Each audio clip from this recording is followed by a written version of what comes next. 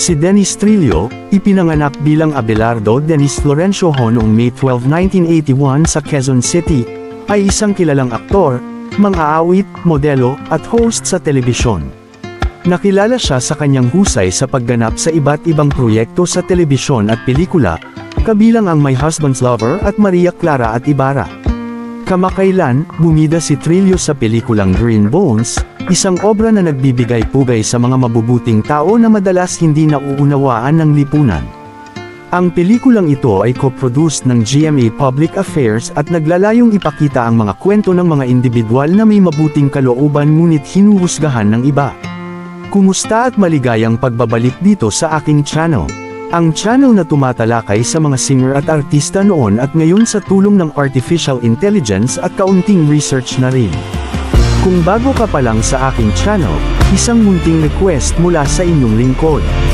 Huwag kakalimutang mag-like, subscribe at pakipindot na rin ang notification bell icon para updated ka sa mga susunod kong upload. Ngayon pa lamang ay pinasasalamatan na kita.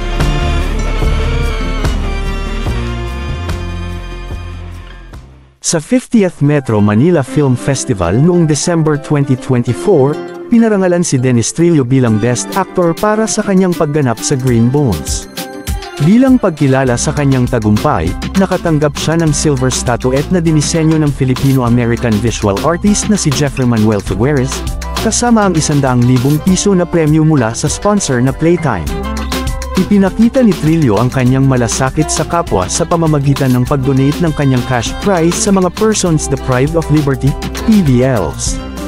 Ayon sa kanya, nais niyang makatulong sa mga individual na ito na madalas nakakalimutan ng lipunan.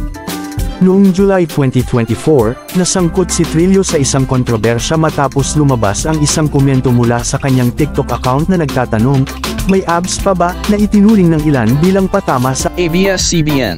Agad na nilinaw ng kanyang talent agency, ang Aguila Entertainment, na nahak ang kanyang account at hindi siya ang nag-post ng naturang komento.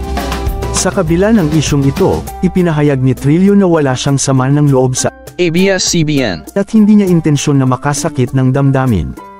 Sinabi rin ng kanyang manager na si Becky Aguila na hindi gagawa si Trillo ng anumang insensitive na komento laban sa network. Sa kanyang personal na buhay, masaya si Trillo kasama ang kanyang asawang si Jeneline Mercado.